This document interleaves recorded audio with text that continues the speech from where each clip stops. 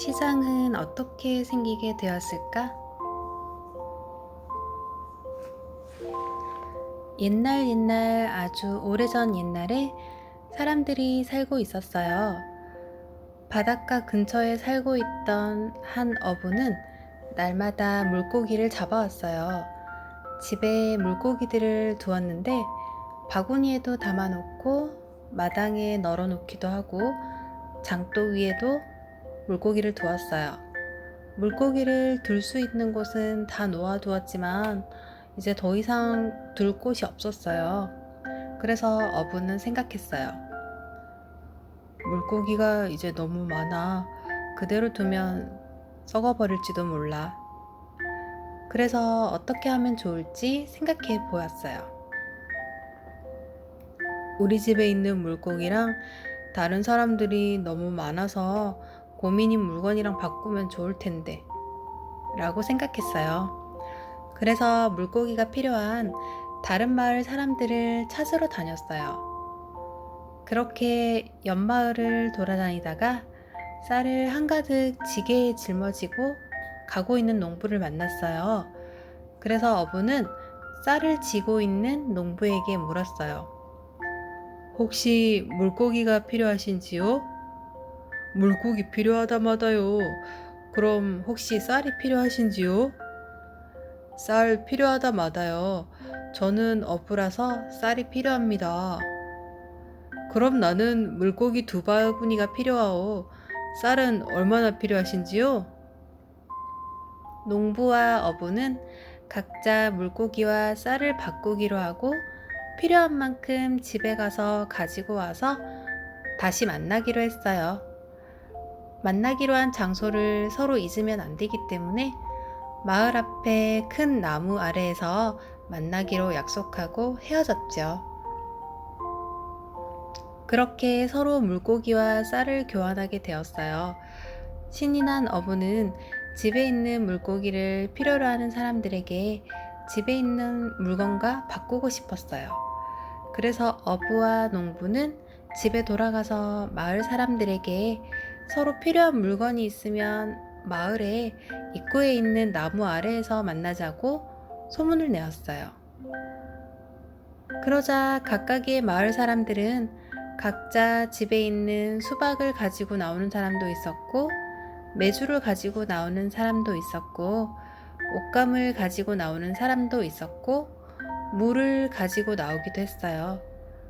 집에 그릇이 많은 사람은 그릇을 가지고 나왔고, 종이가 많은 사람은 종이를 가지고 나왔고, 신발이 많은 사람은 신발을 가지고 나와서 서로가 필요했던 것을 바꿔 이제 돌아가기 시작했어요. 그렇게 서로 필요한 물건을 바꾸기 시작한 이후로 얼마 지나서 문제가 한 가지 생겼어요. 물건마다 값어치가 달랐어요. 수박과 옷감을 서로 바꾸기에는 내가 이만큼을 줄 테니 이만큼을 주시오 하면서 서로 바꾸기가 쉽지 않은 문제가 생겼어요. 그래서 사람들은 생각을 했어요. 다 같이 똑같은 물건을 주고 내가 필요한 물건을 필요한 양만큼 가져가자는 방법을 생각했어요. 그 똑같은 물건은 바로 쌀이었어요. 집에 쌀은 대부분 있었기 때문에 쌀은 물건을 바꾸는 용도로 사용했어요. 그렇게 마을 사람들이 장소를 정해놓고 물건을 바꾸기 시작한 것이 시장이 생기게 된 최초의 방법이었어요. 이렇게 시장이 생긴 뒤 사람들은 쌀을 주고 필요한 물건을 바꿔왔어요. 그래서 무거운 쌀 대신에 돈을 만들게 된 것도 시장이 생겨나고 불편함을 없애기 위해 생겼어요. 하지만 매일 시장에 나오는 것은 농사 짓는 사람, 물고기 잡는 사람, 모두 집에서 일할 시간이 부족했어요. 그래서 사람들은 5일장을 열어서 5일마다 모여서 시장을 열기로 했어요. 이렇게 약속을 했던 5일장은 지금도 각 지역에서 열리고 있답니다.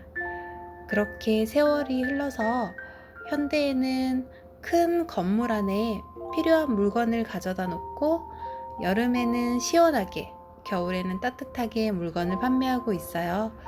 그곳이 바로 요즘 우리 어린이들이 많이 가보았던 마트라는 곳이에요. 그리고 요즘에는 인터넷으로 물건을 주문하면, 그리고 홈쇼핑으로 화면을 보고 물건을 주문하는 기능도 가능해졌어요. 그러면 택배로 받을 수 있도록 발전하기도 했답니다. 시장이 처음 생기게 된 이후부터 지금의 마트와 홈쇼핑, 인터넷 쇼핑, 택배까지 받을 수 있는 시스템을 알아보았어요. 우리 어린이들의 궁금증이 해결되었나요?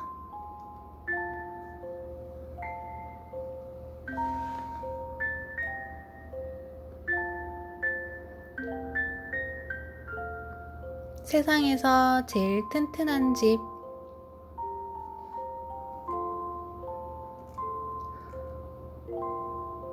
어린이 여러분, 늑대와 아기 돼지 삼형제 아시죠? 아기 돼지 삼형제는 늑대를 무서워해요. 예전에 늑대한테 잡아먹힐 뻔 했거든요. 그래서 아기 돼지 삼형제는 늑대가 나타날까봐 집을 튼튼하게 고치고 싶었어요. 첫째 돼지는 지난번에 볏집으로 허술하게 집을 지어서 날아가 버린 기억 때문에 이번에는 늑대가 들어올 수 없는 세상에서 제일 튼튼한 집을 짓자고 했어요. 둘째 돼지도 말했어요. 늑대가 이번엔 절대로 들어올 수 없는 집을 짓자. 셋째 돼지도 말했어요. 세상에서 제일 튼튼한 집을 지으려면 다른 집은 어떻게 지었는지 먼저 알아봐야겠어. 지난번처럼 대충 지으면 날아가 버릴지도 몰라. 아기 돼지들은 신이 나서 다른 집은 어떻게 지었는지 조사 계획표를 세웠어요.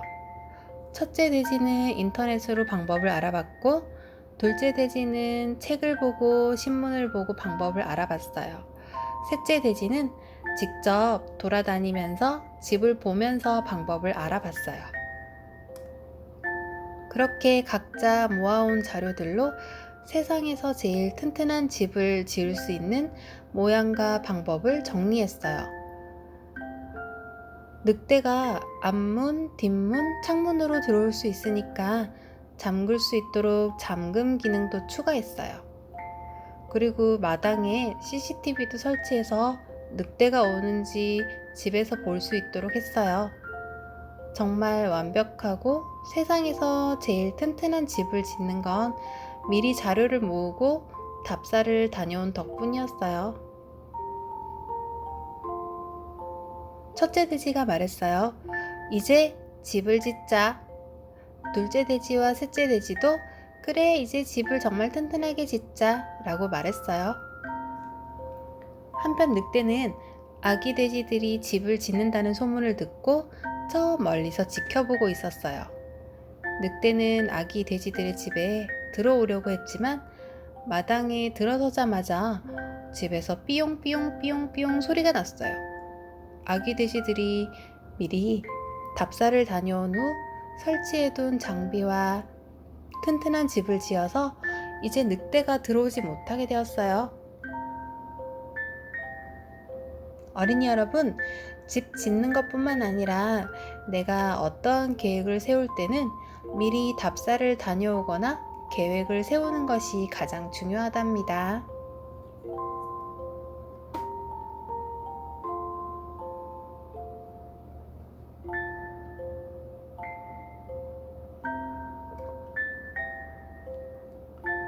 추운 나라와 더운 나라.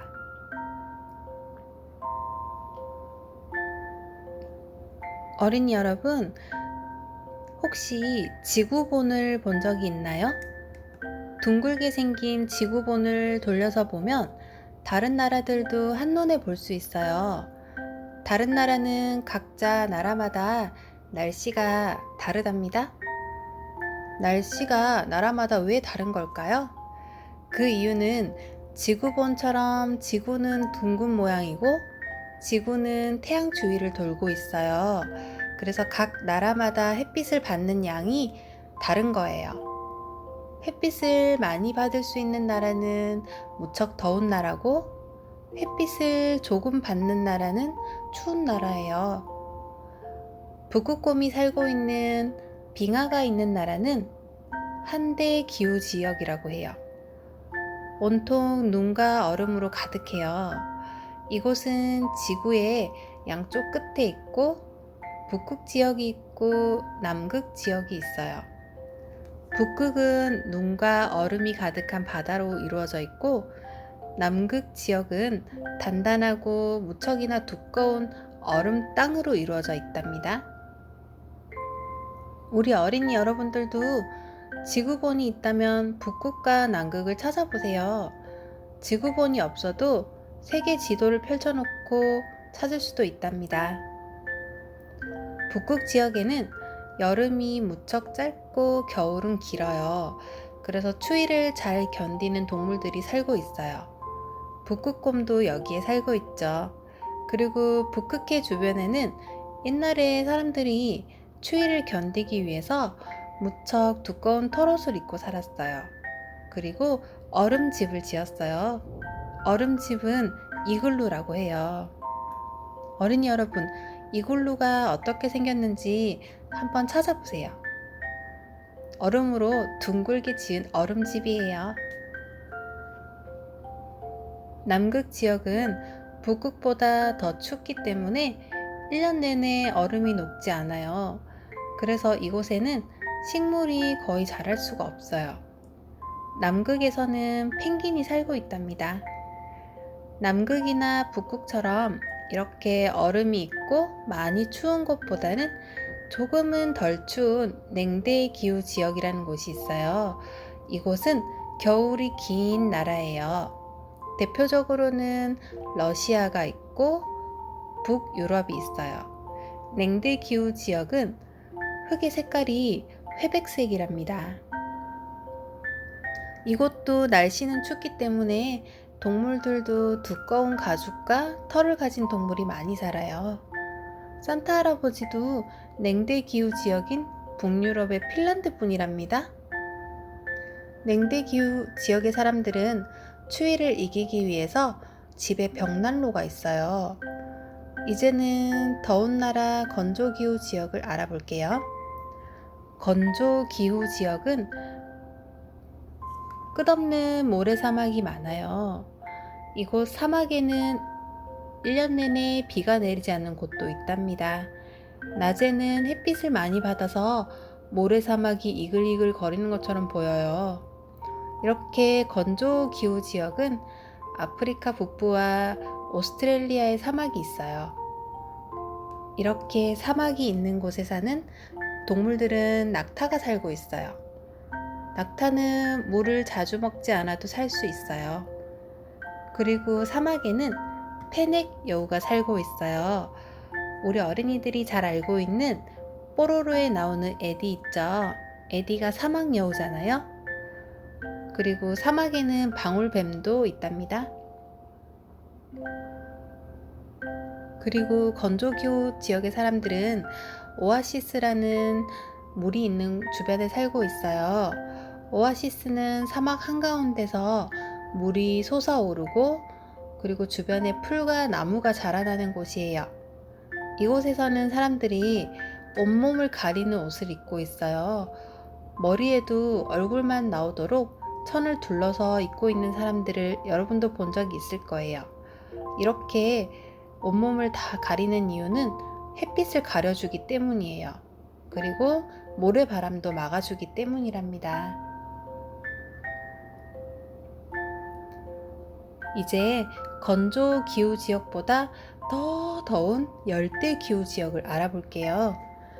열대 기후 지역은 동물의 왕국으로 유명해요. 이곳은 1년 내내 무척 더운 여름이 계속되는 나라예요. 그리고 비도 자주 온답니다. 대표적인 나라는 아프리카의 중부 지역이 있고요. 남아메리카에 있는 아마존 밀림과 동남아시아가 열대기후 지역에 속한답니다. 정글에는 오랑우탄도 있고 긴팔 원숭이도 있고 악어, 사자, 표범 같은 육식 동물도 있고 기린과 얼룩말 같은 초식 동물도 살고 있어요. 열대기후 지역의 사람들은 무척이나 덥기 때문에 시원하게 지낼 수 있도록 나뭇가지와 나뭇잎으로 만든 집에서 살고 있어요. 이렇게 더운 나라와 추운 나라에 대해서 알아보았어요. 어린이 여러분, 세계 여행을 다녀온 기분 들지 않나요? 근데 우리나라는 어디에 속하냐고요? 우리나라는 온대 기후 지역이에요. 온대 기후 지역은 사계절이 뚜렷한 나라예요. 봄에는 씨를 뿌리고 여름에는 비가 많이 오고 가을에는 곡식을 거둬들여서 겨울을 지내요. 이렇게 사계절이 뚜렷한 온대 기후 지역은 일본, 중국 남부, 인도, 호주, 서유럽, 미국 동부, 미국 서부 해안가 등이 있어요. 우리나라도 온대 기후 지역이죠. 어린이 여러분들도 지구본이나 세계 지도를 펼쳐놓고 더운 나라와 추운 나라를 찾아보세요. 멋진 세계 여행이 되었길 바래요.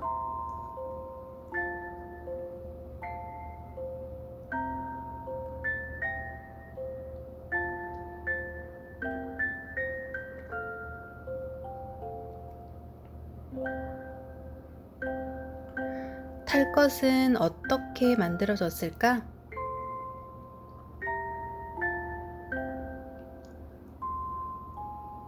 옛날, 아주 먼 옛날에는 사람들은 두 발로만 걸어 다녔어요. 강을 건널 때와 바다를 건널 때는 뗏목을 타고 다녔어요. 옛날 사람들은 아주 무거운 바위를 옮길 때 나무 위에 놓고 나무를 굴려봤더니 쉽게 무거운 바위를 옮길 수 있다는 사실을 알게 되었어요. 그리고 그 나무를 굴리는 것을 바퀴로 만들었어요. 그렇게 수레를 만들고 바퀴를 달아서 무거운 짐들도 쉽게 옮길 수 있게 되었어요. 바퀴는 정말 편리하게 이용할 수 있는 도구예요. 그렇게 말이 마차와 수레를 끌게 되었고, 사람들은 더욱 편리하게 짐을 옮기고 빠르게 갈 수 있게 되었어요. 그러다가 사람들은 하늘을 날 수 있는 방법이 있을까? 라고 생각했어요. 무려 1500년 무렵에 레오나르도 다빈치라는 사람은 날치의 지느러미와 박쥐의 날개를 본떠서 최초의 날아다니는 것을 만들었는데요. 그 비행기의 이름은 오니소프터라는 것이었어요. 그렇게 계속 연구하고 생각을 해서 200년 전쯤에 드디어 사람이 하늘을 날 수 있게 되는데요. 그건 바로 열기구였어요. 커다란 풍선에 뜨거운 공기를 넣어서 공기보다 가벼운 기체를 넣어 하늘에 뜰 수 있게 되었어요. 그리고 1903년에는 라이트 형제라는 분들이 진짜 쇠로 만든 기계로 하늘을 나는 비행기를 최초로 만들었어요.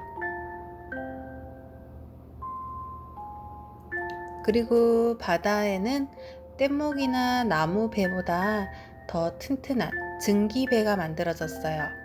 증기배는 물을 끓여서 생기는 힘으로 바다를 건널 수 있는 증기배였어요. 그리고 땅 위에는 증기 기관차도 만들어졌어요. 그래서 말보다 빨리 달릴 수 있게 되었어요. 그렇게 계속 발전해서 1930년에는 사람을 많이 태우는 비행기도 생겨났고요. 땅 위에는 자동차도 만들어져서 달리게 되었어요. 증기기관차는 빠른 기차로도 발전을 했었고, 지금은 고속열차로 발전했어요. 이렇게 탈 것은 계속 발전을 해서 사람들을 편리하게 해주었는데요. 사람이 이제는 지구를 벗어나서 우주를 갈 수 있는 시대도 되었어요. 1969년에는 미국에서 아폴로 11호가 최초로 달에 도착했어요. 사람이 달에 갈 수 있게 된 것이었죠. 지금은 우주선이 쉴 수 있는 우주 정거장도 생겼어요. 그리고 이제는 자동차도 전기를 충전해서 달릴 수 있게 되었고, 바다에 떠 있는 배 이외에도 잠수함도 생겨났어요. 탈 것은 사람을 편리하게 해주고 있어요. 아주 옛날에는 뗏목을 탔었는데, 두 발로 걸어 다녔었는데, 지금은 엄청 큰 배가 만들어져서 사람들도 많이 타고 여행도 다니고 짐도 나를 수 있게 됐고, 두 발로 걸어 다니던 사람들이 이제는 자동차를 타고 땅 위를 달리기도 해요. 그리고 예전에는 새 모양으로 만들어서 하늘을 날아보려고 했던 그 옛날이 지금은 아주 큰 비행기와 제트기까지 생겼고요.